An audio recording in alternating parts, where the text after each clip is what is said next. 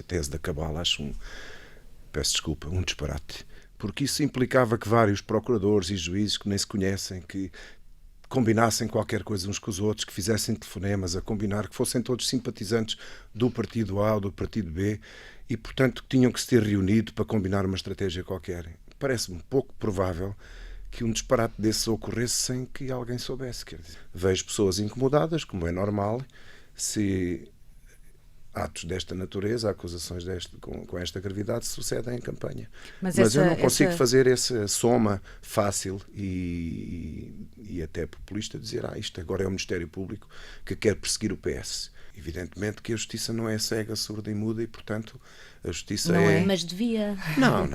Nós somos todos seres humanos e todos lemos jornais e estamos atentos à realidade e, portanto, é normal, aqui e em qualquer parte do mundo, que a realidade influencia a maneira como as pessoas atuam. Agora, dizer que a justiça se deixa influenciar porque determinadas pessoas ou grupos de pessoas fazem pressão num sentido ou noutro, eu, francamente, nunca senti isso e não acredito que isso aconteça. Nós temos como princípio, e é aquilo em que eu acredito, o juiz não deve utilizar uma decisão judicial para exprimir as suas convicções, sejam elas de natureza política, social, económica, religiosa ou outras. Aquilo a que eu chamo as decisões comício. Um juiz não pode pegar numa sentença e dizer, ora, aqui está um assunto interessante para eu agora fazer um comício e despejar aqui as minhas convicções sobre as questões mundanas ou da vida social ou o que quer que seja. Este é o princípio que os juízes acolheram e que está estabelecido como princípio guia. Pode haver um caso ou outro ou mais de um juiz que se afasta deste princípio, mas isso não transforma toda a justiça. Não pode ser vista à luz de um caso isolado em que aconteceu uma decisão. O próprio Manuel Soares também assinou um acórdão polémico, o tal acórdão que chegou a ser comparado com o caso espanhol de La Manada. Esta decisão em causa foi proferida em primeira instância por 3 mulheres e em segunda instância por uma juíza relatora que escreveu o projeto e por um juiz homem, que sou eu, que assinou o projeto. O que é que isso significa? Isto significa que a decisão pode estar errada, mas não há de ser por machismo, por misoginia, pode haver mulheres machistas. Certo, mas a probabilidade de todos os juízes de um processo serem machistas, quer dizer, isto depois não resiste a uma análise objetiva. A decisão pode estar errada, pode ser criticável pela escolha das expressões, mas não há de ser por essa razão, porque essa razão parece disparatada. Os tribunais não são insensíveis à realidade social, nem têm que ser. Nós aplicamos a justiça em nome do povo. Se o povo nos diz não estamos contentes com o que os senhores estão a fazer, a nossa obrigação é parar e pensar, e nós próprios, a Associação de Juízes, estamos interessados em fazer essa avaliação e vamos fazê-la.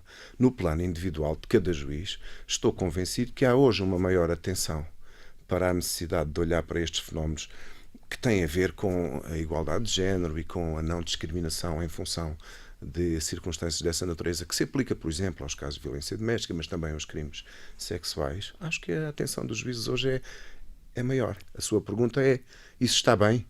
E a minha resposta é, não está. Porque se um determinado ato mina a confiança nas instituições e em instituições cujo principal valor é a confiança, como a justiça, temos que encontrar uma forma de resolver isso. Não à custa de pendurar no pelourinho um juiz que ainda nem sequer está acusado. Porque este juiz e a juíza em questão têm o direito à presunção de inocência que qualquer pessoa tem. E neste tem. caso excepcional, o juiz Rui Rangel devia abster-se de julgar processos? Não sei. O que eu sei é que este juiz declarou-se impedido num processo. Se amanhã aparecer um processo de crime em que as pessoas que estão no processo, sejam os arguidos, sejam assistentes, sejam o Ministério Público, olham para o juiz e dizem, por esta razão, por exemplo, por causa da pendência do processo, lex, eu não confio neste juiz, tem um mecanismo para pedir o afastamento do juiz. Se me perguntar se acho que a carreira dos professores está subavaliada, e a minha resposta clara é sim. Como é evidente, eu tenho filhos na escola, imagino a dificuldade que é a vida de um professor e, portanto, gostava de ter um país em que os professores fossem mais reconhecidos. Agora, não entro em comparações demagógicas sobre se o salário do juiz estagiário é melhor do que o professor em Isso fim é de carreira. demagogia. Acho que sim.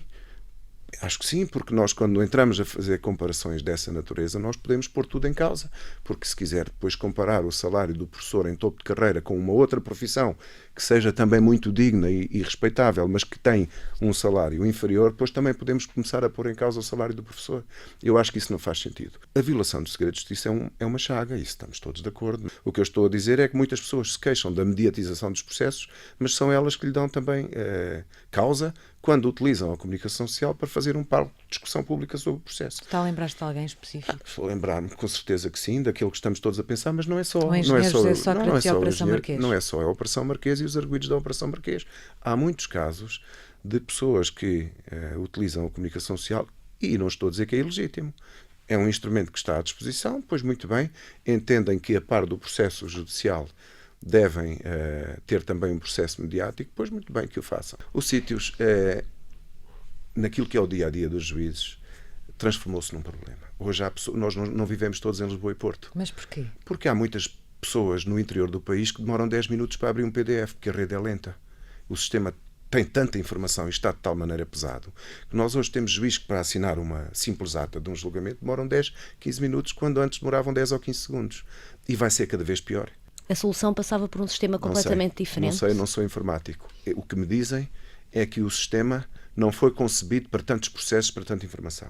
E que não tem condições técnicas para suportar aquilo que neste momento suporta. E, portanto, eu receio, estou apenas a falar intuitivamente, que o colapso de 2014 que se possa repetir no futuro. Se houver um dia um apagão tal que os dados se percam, nem sequer há o registro documental que permita reconstruir os processos.